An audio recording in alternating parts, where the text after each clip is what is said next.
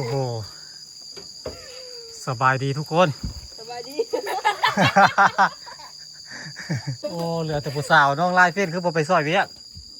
ไม่เกี่ยว เอาหลาน ไหนเนี่ย มาหาเจ้านี่นะ เอาตัวไหนโอ้เอาตัวนี้โอ้ไวขนาดเลยเนาะจับปับเลยขอบใจเลยแม่ขอบใจเลยขอบใจนี่ต้องแบบนี้นี่ต้องนอนคนนี้นี่ขอบใจงามๆดูน้องลายเอาคนนี้เอาคนนี้อันนี้ ไม่รู้แจ้งเลย อารมณ์ดีเนาะน้องลายนี่เนาะมีแต่หัวกับยิบฮะไป จันยีต้องทำอะไร น้องเมยเพิ่นเฮ็ดต้มมี่ท่านยังบ่หลายเนาะใส่ท่านหลายๆแล้วล่ะปิ้งส้มปิ้ง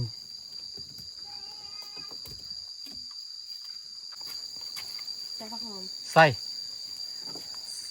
ส่หัวใจกับใบขี้ฮอดไปนำเด้อ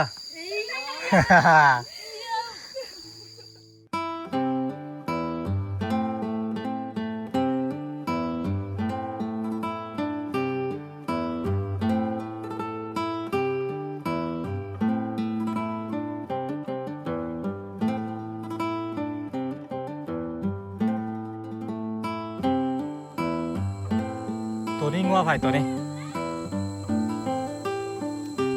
ตัวข้างหลังเด้เสียไปเพาะพุ่นไอมาแต่ว่านี่พุ่นอ่ะไอหาพุ่นตัวบ่เห็นแล้วก็เลยไปเลยนอนเงินลุงพันธุ์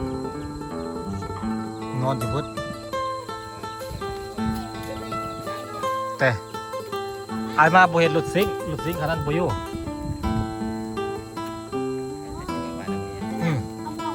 เอามาสิกลับบ้าน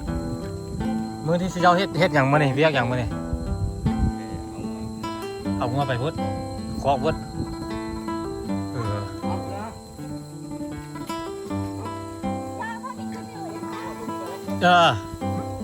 ย้ายคอกแต่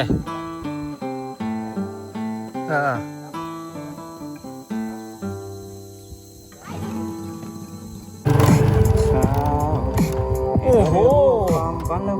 ไปบ่ได้แล้วบ่เด้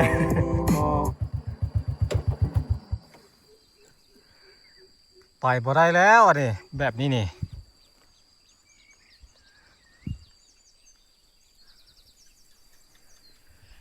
ก็ยังเห็นเขาโพไหลไปไหลมาอยู่บ่พ่อเฒ่าเขาก็เอารถจักรไปอยู่เต้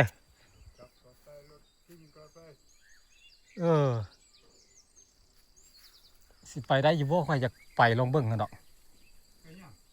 ไปเลาะเล่นเลาะเที่ยวบรรยากาศให้สวนค่อยก็มีให้อยู่พุ่นเด้ให้ค่อยอยู่พุ่นก็มีอยู่ให้สภาพน่ะ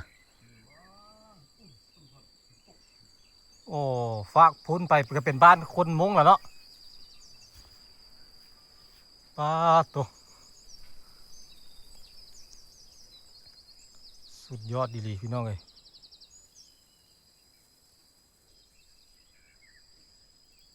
ถนนหนทาง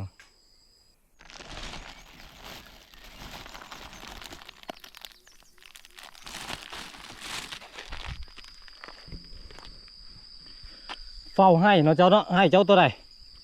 ให้เจ้าบ้านเนี่ยโอ้ฟาดนั่นกระแมน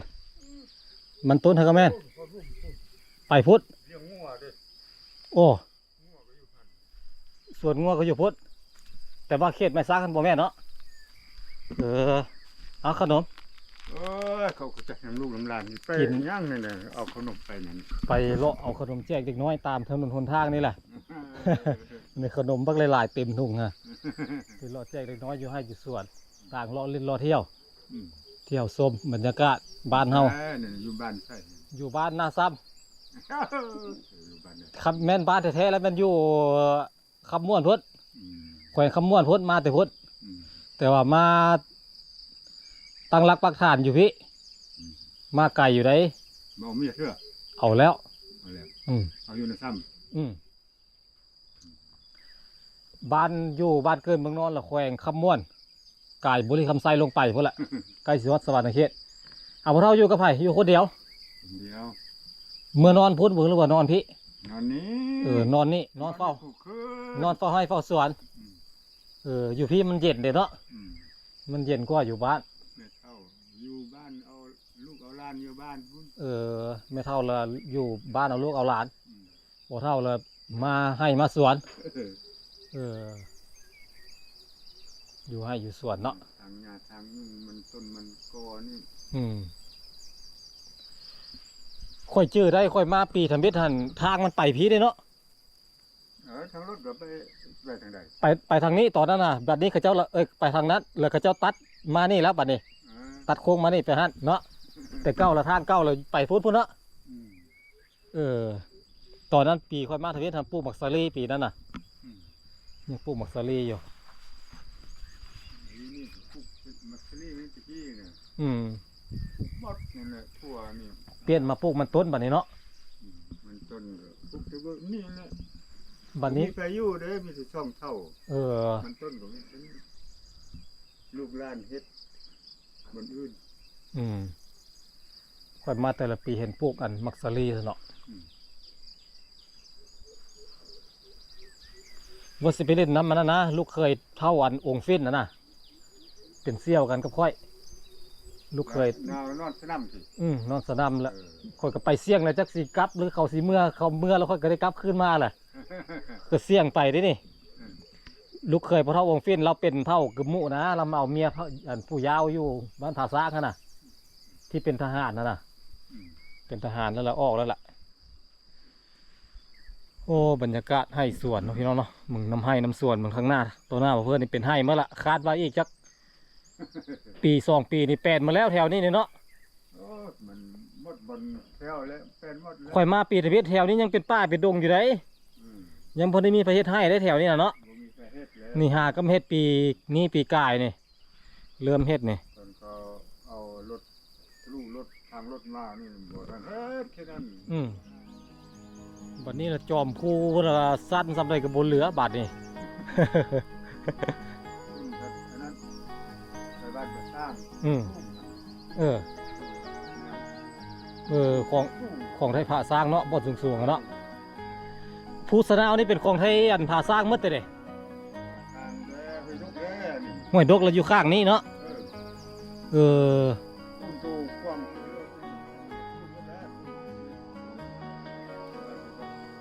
ของไทยดกเราอยู่แถวแคมป์ตีนนี่ ทำนี่ เออ ตัวสูงตัวฟังนั่นก็เป็นของคนม่วงมัดเราสูงมัด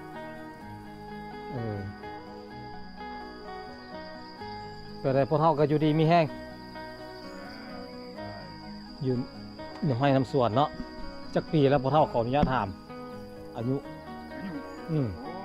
ได้แล้วโอ้75 ปีเลย แต่ เออ โอ้75 ปีนี่ยืนแล้ว ถือว่าอายุยืนเลยคนรุ่นใหม่นี่อยู่ได้ฮอด70 ปีนี่ถือว่าบุญหลายละเนาะเพราะว่าคนรุ่นใหม่นี่มันกินทวีพอแดนเด้กิน 75 ปีแล้ว กินของมีสารเคมีหลายเลยคนสมัยใหม่เนี่ย เป็นไรพ่อบอกให้งานนัก อืม เอาเมียมาอยู่นี่มีแต่เฮ็ดให้เฮ็ดนาแต่2-3 ปีบ่ เออ อันนี้ก็เอาเรื่องสัตว์นะ อืม เอาลูกหลานเขาเฮ็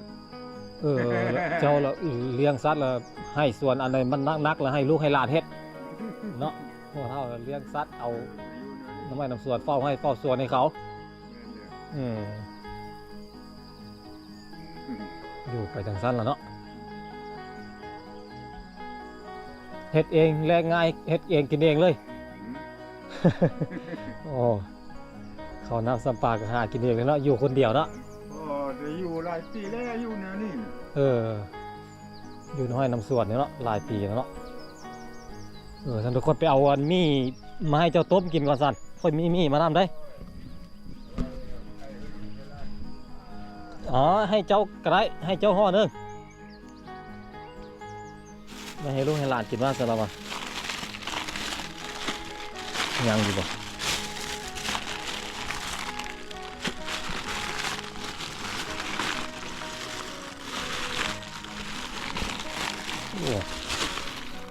โอ้ยังมีซุป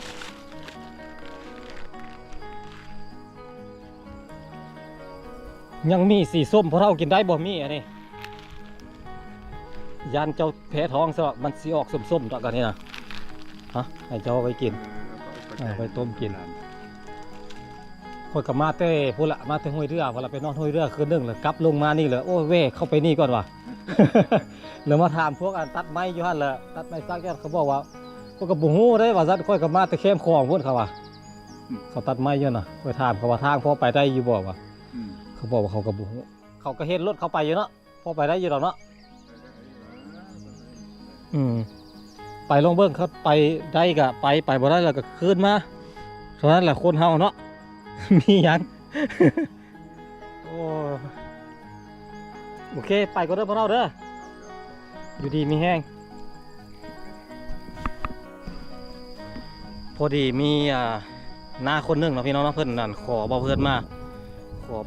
ให้บ่เพื่อนไปเบิ้งน้องลายฟินพี่น้องน้องลายฟินในท่าเหตุสวนสัตว์บ่เพื่อนกับบ่แน่ใจว่าน้องอยู่ให้อยู่สวนหรือบ่เพราะว่าบ่เพื่อนกับซุ่มเสี่ยงไปนี่ก็เบิ้งถนนหนทางยุ่งยากสำหรับน้องบ่เพื่อนกับสิเบิ้งไปเนาะเพื่อความต้องการของหน้าเพื่อนของ FC ผู้น่าฮัก ติดตามให้กำลังใจบ่เพื่อนเสมอมาบ่เพื่อนกับสิเฮ็ดตามแล้วก็สิไปให้ฮอดให้ถึง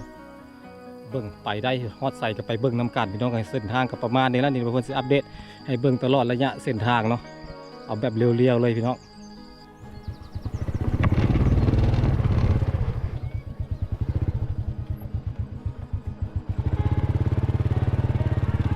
โอ้โหรถตีท้ายลงนี่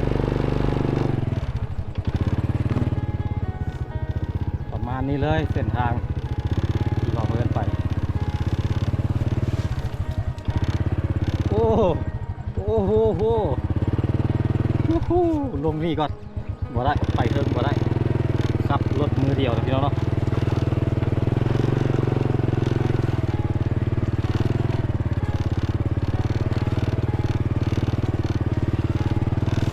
นี่โอ้โห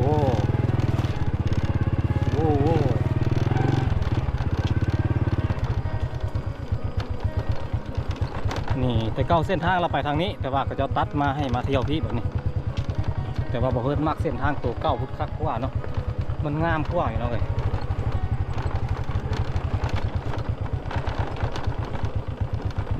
สายลุยอย่างเดียวแต่ละปีบ่อนที่อันตรายสุดๆก็เป็นบ่อนนี้แต่ว่าปีนี้นี่เขาจะเอาหินมาใส่แล้วนี่ไข่แดงเลยเนาะเลยแต่ละปีนี่โอ้รถซิ่งมาคาอยู่นี่ผมเป็นง่ายว่าสิไปฮอดไปถึงปีที่เบ้าเพื่อนปลูกมักสลีปีกายนี่เนาะบ่อนนี้แหละนี่สำคัญของหมู่นี่โอ้โหเฮ้ยมีรถซิ่งมาชิบหายแล้ว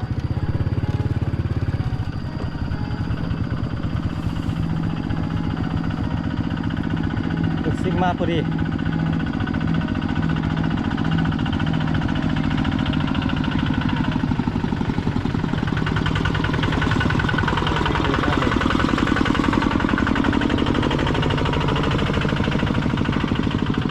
เดี๋ยวเพื่อนเดินต่อก่อนเพื่อนตกใจเมื่อเพื่อนคิดว่าครอบครัวน้องลายฟินซะดอก แสดงว่าเขายังมีรถซะนะหวังว่าน้องคงจะอยู่ให้เนาะโอ้โห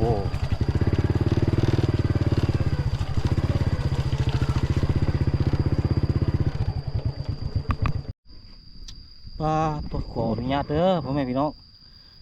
น้ำเกาะเพื่อนรถเข้าป่าเมื่อกี้นี่น้ำอเมริกาเนาะเกาะแถวนี้เขาจะเอิ้นน้ำอเมริกากับบุ้งเหือนคือเอิ้นแบบนั้นโอ้โหเลือดออกเลยบุเป็นยังไก่หัวใจลายไปยังบุฮอดเครื่องทางเลยไปต่อกัน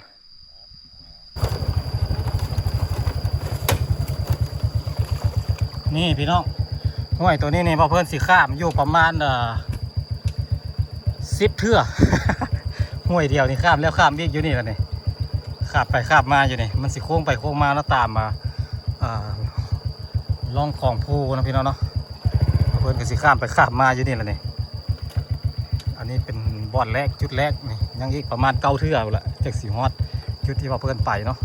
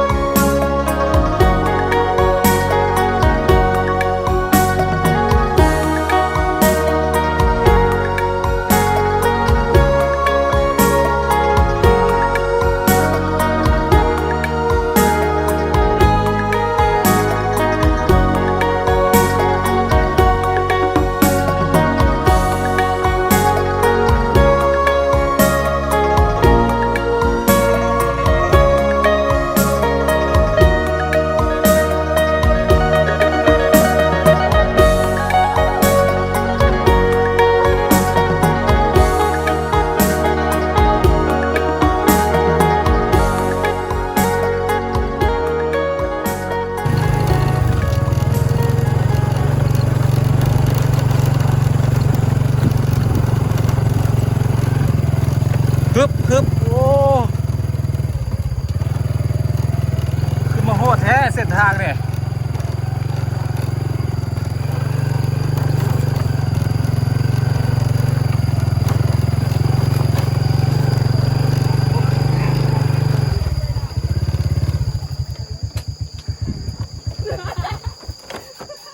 โอ้โหสบายดีทุกคน สบายดี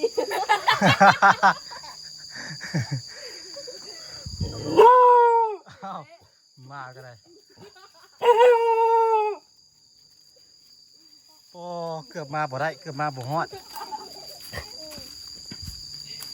พอไปไสไปไส แต่ยากนะ ฮะบินนี้ละว่าดิบ่อุงกี้พอไปไส เจ๊ ฮะพอ พ่อไปไสฮะ ไป โอ้เหลือแต่ผู้สาวน้องลายเฟ้นคือบ่ไปซอยเวียก ไม่เคิน เอาหลานโอ้ข้าเอาหลาน มาต่อแม่ เกือบสิมาบ่ฮอดแล้วได้นี่ว่าสิกลับคืนละ มันไหนเนี่ยถูกว่าต่อจะมี มาหาเจ้านี่นะ ว่ามันต่อจะมียิ่งจิ๋ว มาหาสิเจ้านี่แหละ แพงเจียว่า โอ้โห เหนือใต้แหละหนูถูกพวกเบียร์ถึงเลี้ยง เอาน้องสาวเจ้าไปทางไหนล่ะคือบ่เห็น ไปเลี้ยง ไปเวียง ตอนหนึงเห็นมาให้น้ำเจ้าอยู่เนาะ มันต่อจะมีว่าเจียลงว่าเจีย น้องลายเฟ้นข้าเอาหลาน มีคนจะให้อันมาเบิ้งมีคนจะให้มาเบิ้งน้องลายก็เลยมาที่นี่สั้นบ่ได้มาซับมีคนจะเห็นน้องลายฟินบ่ซัดนี่เลยน้องลายฟินก็ได้เป็นสาวแล้วปีนี้นะคนดังได้ เรามี FC ได้น้องลายฟิน เลือด ก็เจ้าจื้อได้ตอนนั้นไปเอาแคมปีก้อนฮะนี่กับคนนี้นี่เป็นหัวหน้าเด็กน้อย น้องเวยจันทร์เป็นคนนำทีมไปหาแคม ว่าต่อจะมีน้ำตองจุสลบมีกล้วย กินขนมปะ กล้วยแหละ กินเนาะ กินขนมเนาะ กินบ่ขนมมากินกินเอาขนมให้ก่อน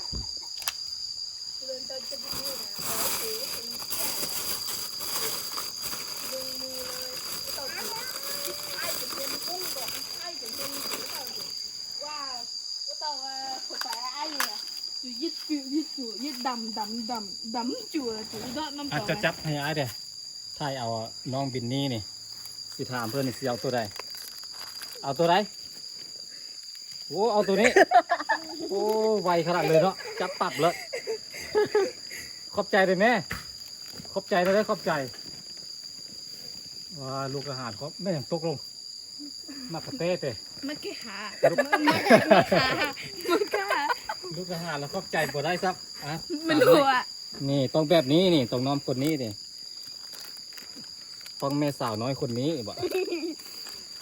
ขอบใจได้แม่นี่ขอบใจเอื้อยเพื่อนได้ไหมดิเอาน้องลายขอบใจงามๆดูน้องลายเอาผู้นี้เอาผู้นี้อันนี้ มันรู้แจ้งมันไม่ถูกเลย ขอบใจหลายๆเด้อตากล้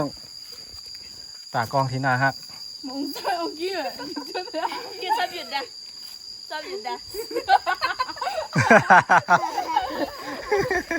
ชอบหยุดนะ โอ้ หยุดแบบอัตโนมัติ น้องลายนี่เบิ่งลานอะไรหน้าลานหน้ามุมหน้าลายอยู่นี่โอ้เลี้ยงตามมันอักขระเลยเนาะปล่อยตามป้าตามดงเลยปาดหมูป้า บุกน้ำลุยไฟ เลี้ยงตามธรรมชาติเลยเลี้ยงหลานป๊อปคอร์นจะมึนแล้วบอกน้องลายมักสลีแตะกันนะอารมณ์ดีเนาะน้องลายนี่เนาะมีแต่หัวกับยิบไปถึกตัวใดมา ก็คุณคนละเลยมากำลังปรุงเลย โอ้ กี่กูอยู่แล้ว โมโหดแท้เดี๋ยวหาแนวให้อันผู้สาวเฮ็ดปั่นกินก่อนเด้อ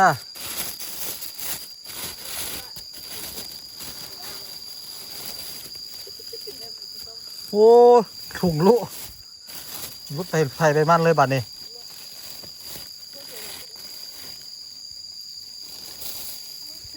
เอาไปเปียงเด้อมีไฟป่ะตั้งไฟไปเอาให้น้องลายบุหรือให้น้องเมยน้องหยังกระเฮ็ดก็ได้เปียงเลยไอใส่ถุงมามันก็เลยเละเทะตุ้มเป๊ะมันกินได้โบเบื่อ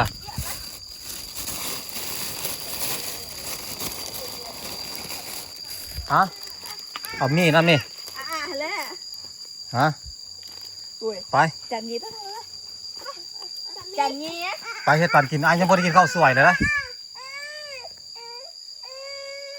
องซานสิบ่ตื่นบ่เนาะไปเฮ็ดอยู่หั่นองซานตื่นละเวรกรรมของน้องลายแล้ว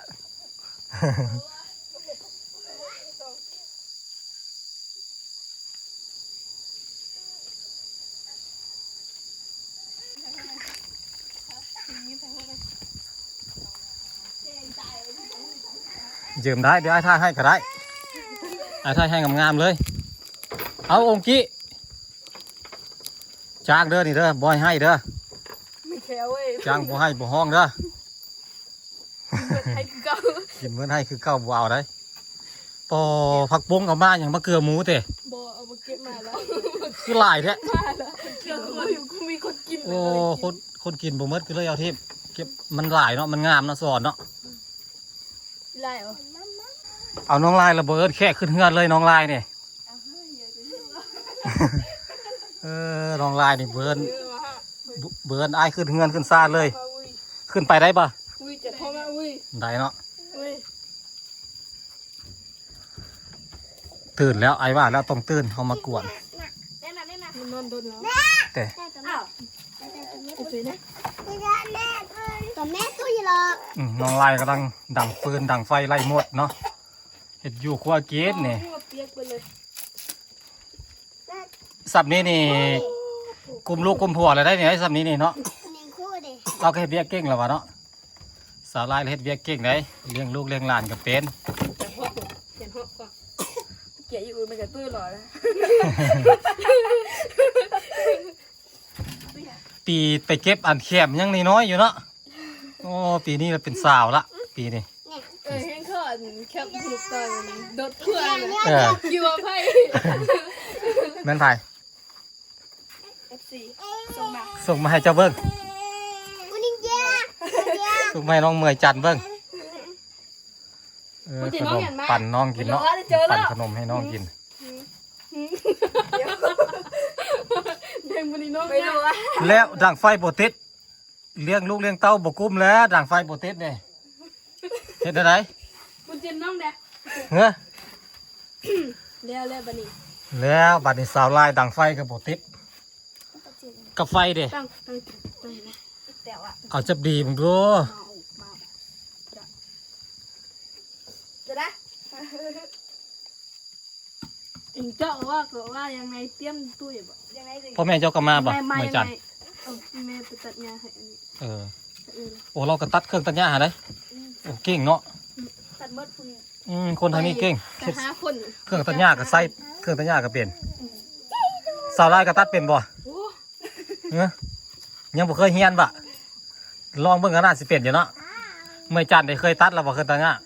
ยังคันตัดก็เป็นอยู่ดอกเนาะไปดำหน้าซอยอ้ายในเด้อปีนี้ ส่วนกลับไป กับบริส่วนลาล่าดอกกับส่วนก็ให้เงินนั่นแหละ ส่วนกลับไป โอ้เอาอีกแล้วเจ้าเอาไม้น้อยใส่มันก็นั่นแหละเจ้าโบกผ้าไม้อันเล็กๆไม้เป็นเสี้ยนเป็นอย่างว่างลง มีเพื่อนบริกินแล้วคำเหมือน พอไปฮุบเอาอันขี้เลื่อยขี้ไม้ไปห้อยใส่มันก็ดับเลยเนาะ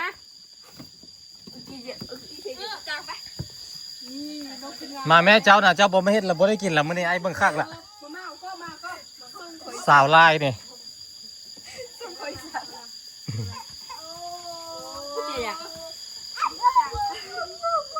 มือจะทอบอยู่ เฮ็ดหยังบ่ถึกเลยเนาะน้องลายเราอายนะ เราเขินนะเราเขินลายจนดึงลงกับบ่ลงส่งกันเลย ตุกบันไดอะไรลายจับไปปฏิ เกินลายต่างไฟบติดผู้เบ้าก็ใครแล้วบอกจังว่าอายจังว่าเกิน เนี่ยอีกท่างานติดเตอร์ที่สองไม่ดังเลย ก็ไปเฮือนอันผู้เบ้านี่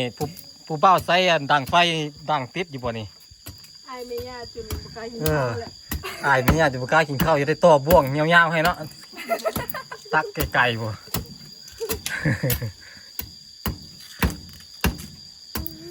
สาวอยู่เมียนเด้อสาวเมียนเสีย เชื่อ อันนั้นเมียนต้อนเนาะเมียนต้อนเมียนเสีย น้องดูบางจัง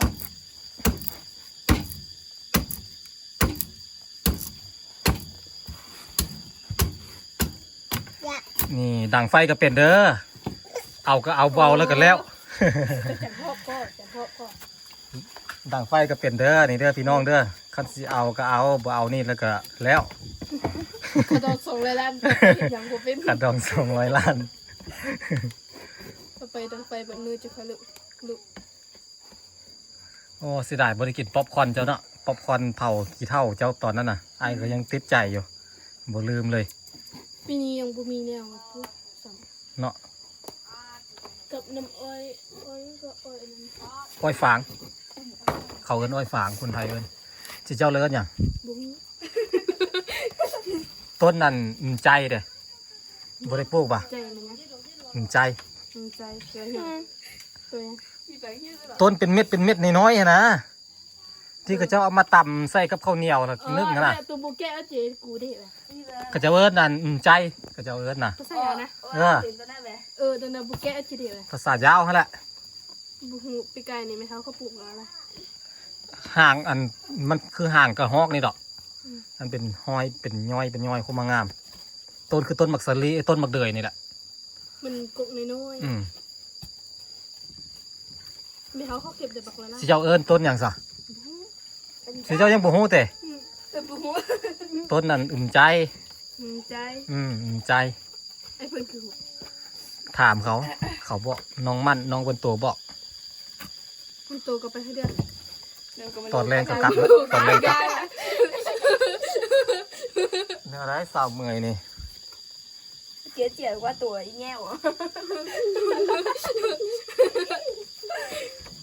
โอ้ผู้สาวสิขึ้นหมักมีแล้วปะนี่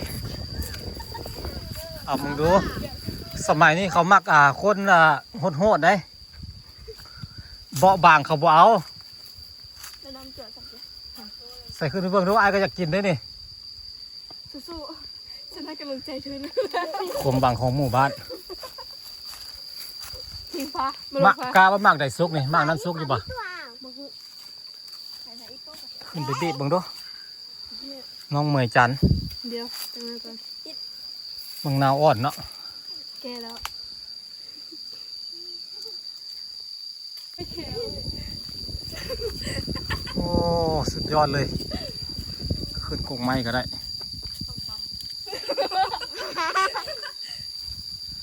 มีมากซุกอยู่บ่ บุกหู เบิ่งดูเอาเด้เสียงก็บ่คือกันเนาะ นี่ลุ้นๆนะห้างต่อยแหละพี่ละนอกมาอ่อน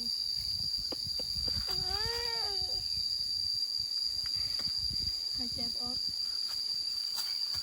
มักมีอย่างบ่มักมีพันธุ์แต่ มันมีดอง มักมีบ้านเฮานี่แหละ มัน มักมีเละนี่เขาเจ้าเอิ้นมักมีฝ้าย มันมีดอง ถ้ามักมีหนังแล้วมันสิบ่เละมักมีฝ้ายซะน่ะ ก็มันมีดอง มักมีเปรี้ยว มีดอง มักมีมีเปรี้ยว มันบูมีน้ำสุก แกเดาแบบดึงตัวอะไรจะเรียกนมไฟไฟอ่ะ อะไร ไม่จริงไงกิ๊กเหียมอ่ะ อะไร ตกลงมาผมไม่ให้อภัยแล้วขึ้นไปเฮ็ดไปซาง เจี๊ยจะเดินเลย จะได้ผัวบ่จะได้ผัวก็อดเอา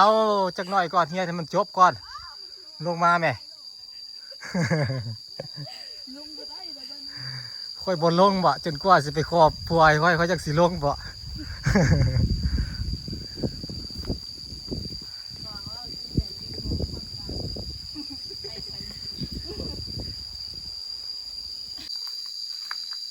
ไปฮอดคันใดแล้วนี่น้องเมยเพิ่นเฮ็ดต้มมี่ท่านยังบ่หลายเนาะใส่ท่านหลายๆแล้วล่ะปิ้งส้มปิ้ง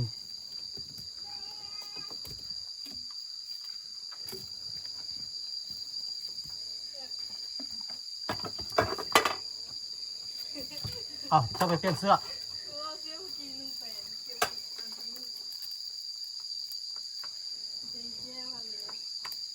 โอ้โหควัน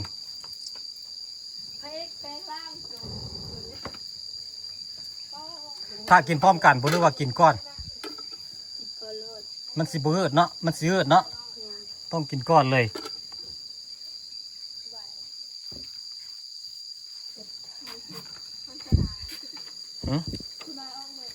เร็ว ไปไส เอาพื้นใส่ผักหอมปะใส่ผักหอม ใส่หัวใจกับใบขี้ฮอดไปนำเด้อ ใส่ความฮักเข้าไปนำบ่โอ้เจ้าเฮ็ดได้ว่าคือแซ่บแท้บ่ กินแล้วรู้สึกได้ไรแล้วนึง ทอดทอดดิ เป็นค่อยใส่มะอันใบหัวใจมากหัวใจกับใบคิดฮอดว่ะมุกโคตรแป๊กเลยว่ะ ก็ได้ให้ตีจะไม้แจงไปหน้าโลนะ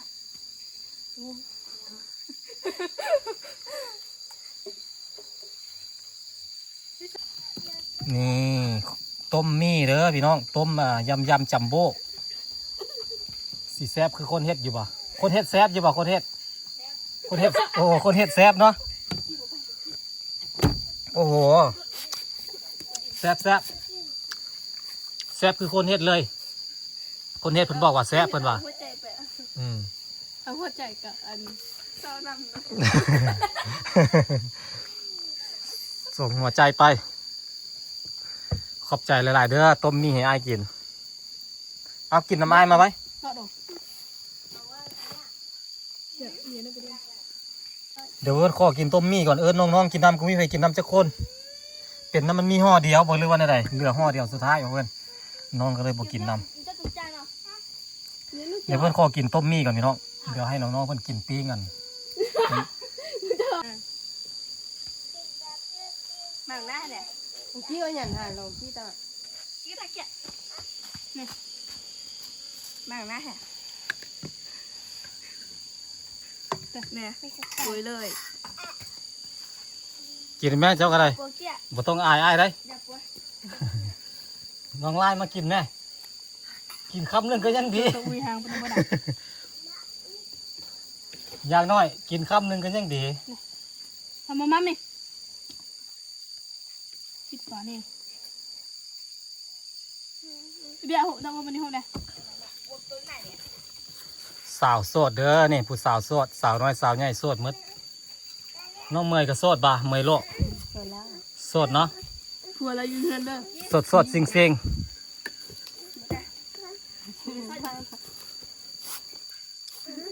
ล้มทุกคืนในเมืองไทยได้ ปุยดองจี้เนี่ยอายงมา มามีใบเด้อเพื่อมาฮอตหมดแล้วทางนี้ องกี้อ่ะ อันนี้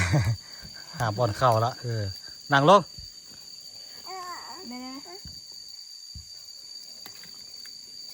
ป้อนน้องป้อนหลานเนาะ โลอยู่เปีย จักให้มันเป็นต้นน้อยๆไหม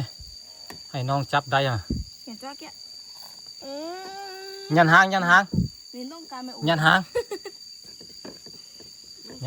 บาเมืองนี่แฉะ บอกเนี่ยแต่ว่าบอกกินข้าวแล้วบอกให้กินได้บอกเนี่ยแต่ว่า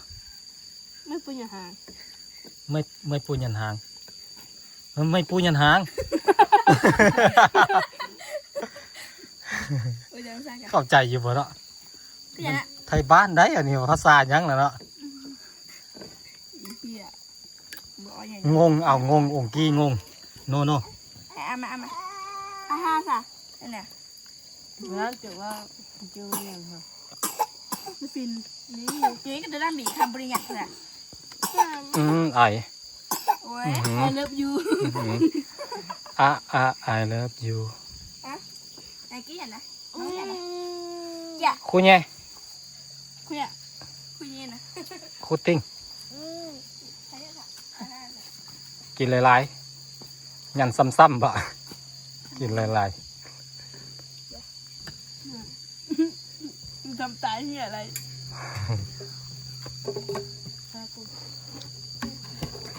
คือสีหิวข้าวเนาะน้องน้อยเด็กน้อยนี่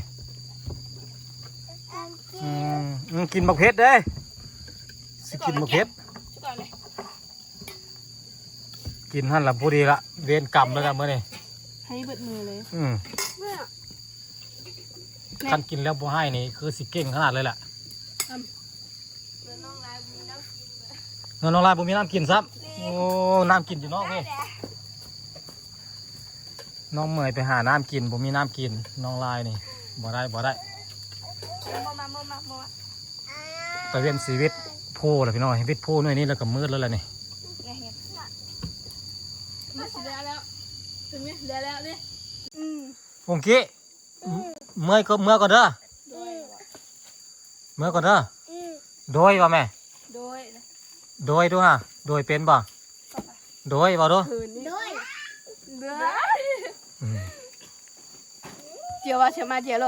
เก็บเครื่องเก็บของง่ายกันเตรียมก่อนได้มาเจอน้องลายสมใจยากละสมใจกินฮอดละนี่น้องลายเด้อนี่น้องลายฟินเนาะสาวลูกสาวล่าสาวลายคนล่าสิซื้อลายบ่ซื้อลายก็ซื้อมั่นเนาะซื้อลายลูกสาวล่าน่ะ มาซื้อมันฟิน ซื้อมันฟินที่จริงอะไรนี่ฮะโอ้ มันฟิน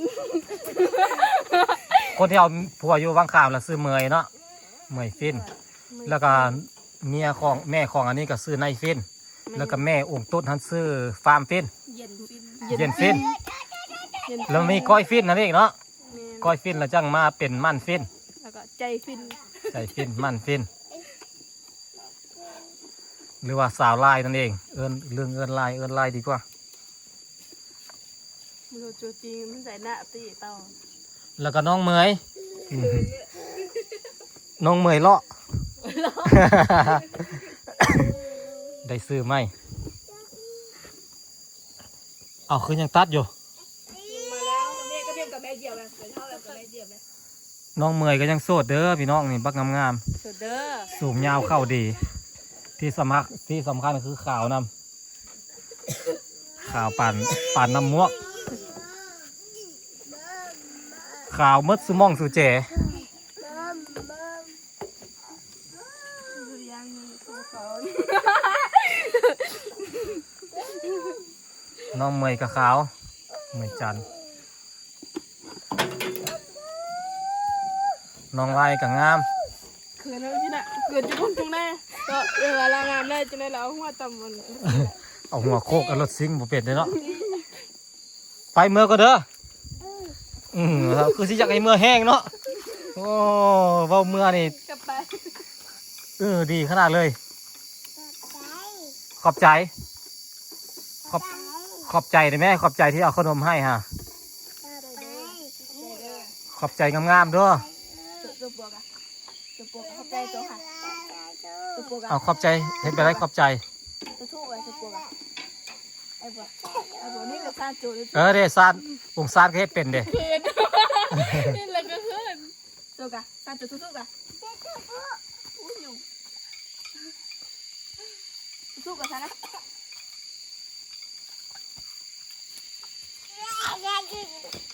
เอาเก่งทูแล้ว ขอบใจแล้ว ซาจูกะซานะซาจูกะ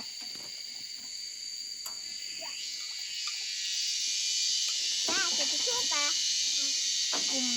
เอา ทันเลย บายบายด้วยน้องอย่างก็ซื้ออย่างคุณนะเซ็งบายบายเซ็ง สีหิม เซ็งหินบายบาย สี เซ็งหินเมยหิน จันทนอม จันทนอม คนเรา ซื้อ จันทนอม ซื้อลาวแล้วเอิ้นซื้อจันทนอมเนาะซื้อเมียนแล้วซื้อเซ็ง สี เซ็งหินเอาอีกคนหนึ่งน้องเจ้าหรืออายเจ้าที่ว่าไปดับนาน้ำอายฮะ อาย อายแต่หมอไปใส่ละ ไปยูเวียงอะ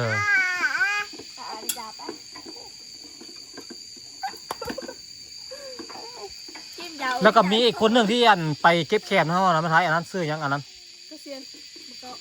บอกไม่เป็นเกาเซียนอีกคนหนึ่งเด้ มาทิม บ่แม่นมือทีมอันไปน้ำเจ้าหั่นนะพี่น้องเจ้าหั่นนะผู้ชายหั่นนะไปเขาไปเก็บแคมมานะ ก็เทียนเทียนเทียน เมื่อนั้นมีผู้ชายแต่2 คนนะเมื่อนั้นน่ะ อ๋อนี่สิง แม่นแต่แม่นไทย สิง เทียนก็เทียนเนาะ ลืมแล้ว ที่เจ้าด่ามันหั่นน่ะที่มันเก็บแคมเก็บนั้นแล้วเจ้าด่าเจ้าหายมันหั่นน่ะบ่แม่บ่แม่นคนหนึงเกาต้อนคน2เกาเซียนแล้วก็คนที่3อีกคนหนึงอะไปนํเจ้าอ่ะพี่น้องเจ้าอ่ะ บ่ บ่แม่นเกาหินบ่มี บ่มีถ้าเหอะลืมแล้ว ต้องเอาหุ้มให้เบิ่งเนาะกับเป็นพี่น้องกันกับเจ้าบ่แม่นแต่ มันจะแม่นสิ บ่ว่าลืมล่ะ แล้วเราไปฮอดบ้านแล้วสิเอาให้เบิ่งเด้อแล้วสิเอาให้เบิ่งนี่เน็ตเฟซตัวใดเฟซตัวอันเมยฮะเราอ่ะบ่แม่นตัวแซ่เจ้าบ่แม่นแต่ คือสิเจ้าเขาแหกแล้ว เบิ่งอ่ะ เขาบ่ได้แล้ว เขาแฮกละซื้อเมยลี่หั่นบ่บ่แม่นซื้ออันโตไปจัง ซื้อภาษาอังกฤษที่มันมักอ่านตั้งซื้อเฟซแล้วลงท้ายด้วยเมื่อยให้มันบ่โอ้ยระวังยันอายตกเด้อ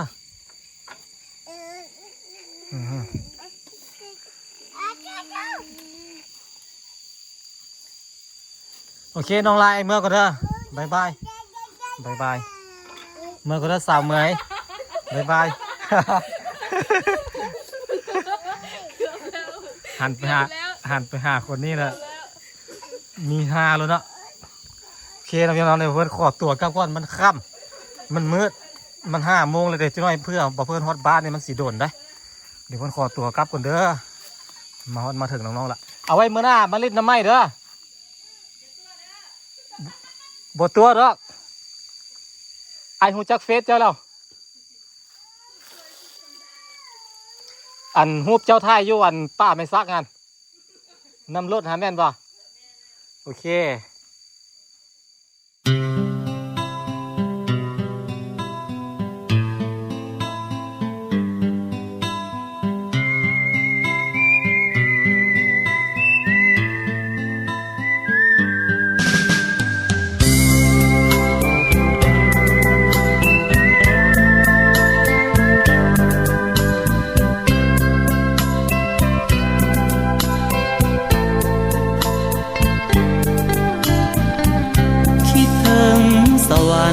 นั้นใจจะขาดอยู่แล้วด้วยหากน้องแก้วที่งามโสภาลาวันดังหนึ่งนางฟ้าลงสู่ดินเหมือนว่าพระอินทร์นั้นลงมาปันให้อายนอนฝันถึง